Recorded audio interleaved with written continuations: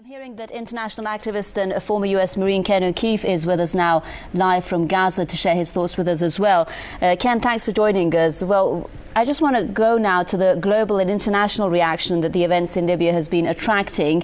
And as our guest, Mr. Wasif, was saying, the role of the UN Security Council. And now let's just focus on the role of the United States first. What we're hearing is of the White House spokesman. He's saying that in his statements that he's called for the respect for the rights of citizens and said Washington will work with the international community to speak with one voice in condemning the violence. But that is all that it's been saying, a condemnation of the violence. We're not hearing anything about the humanitarian situation, the issue of diplomacy, the issue of a democratic state in Libya, and of course human rights. What do you think? Well, I really look forward to the day where this hypocrisy of the United States is not even allowed to be spread over the airwaves.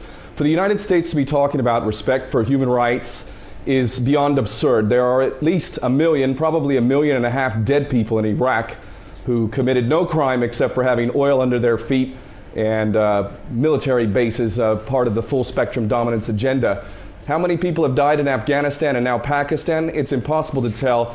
The hypocrisy is beyond acceptable, and the United States is in no position. In fact, the United States has, as we all know, propped up brutal dictatorships around the world. It's continuing to fund and take care of its buddy Saudi Arabia and all sorts of tin pot dictators throughout history over the last several decades. So why would we even listen to what the United States says and take it seriously? There is nothing but coercion, bribery, and tyranny behind the United States. And that brings us to Egypt, which I know that $1 billion plus that's going to Egypt, that bribe money, is going to try and make sure that the revolution in Egypt does not actually end up serving the will of the people. So let's not take the United States seriously. They have no credibility at all, none. Wasif. Well, Ken O'Keefe in Gaza, we are hearing a lot, aren't we, about the situation in Egypt. If the People's Revolution has or is bearing fruit since the ouster of Mubarak, what are the changes that could be interpreted as a materialization of the popular demands there? Well, I think that we need to reach a point now in history where we realize that this war on terror is a war of terror, and everybody who plays a role in that so-called war on terror is in fact a collaborator with American imperialism and the denial of human rights. I believe personally, but it's not up to me. It's up to us as people, not just the Egyptian people, all of us, because we're all connected. Everyone stands to gain by the success of these revolutions in the Middle East, and everyone stands to lose if these revolutions fail. So we must make sure that the people's will is respected.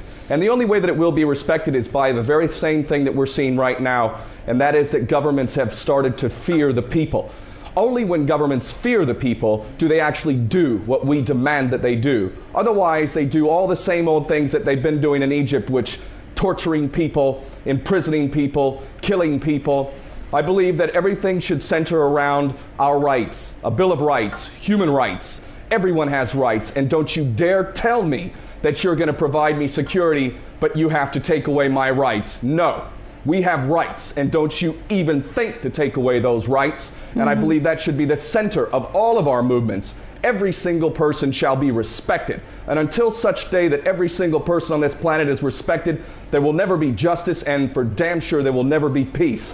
The only way we're going to have peace is when we have justice. So we must demand justice, and we must be willing to die if necessary. And I want to say love and respect to all the revolutionaries out there. I want to say love and respect big time to the military who have put down their weapons.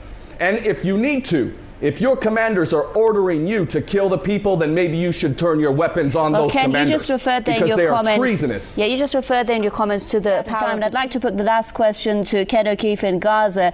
Ken, if you could just give us in a minute's time, what do you think the Arab uprising is about when we're speaking about the Israeli lobby, about the United States, their concerns? Will they be able to, in the protesters' words, hijack these uprisings?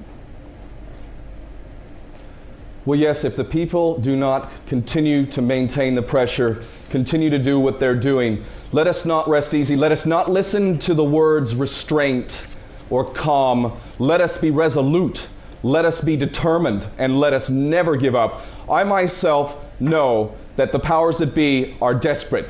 The Israeli Zionist project, the American imperialist project, is on its knees. It is trying everything it can to try and maintain the system of power that has put people through hell for decades and decades. And if we do not stop, if we do not give up, we can succeed. And the whole planet, all people will succeed if we do manage to not allow the tyranny to continue. And I must say one last thing, Palestine.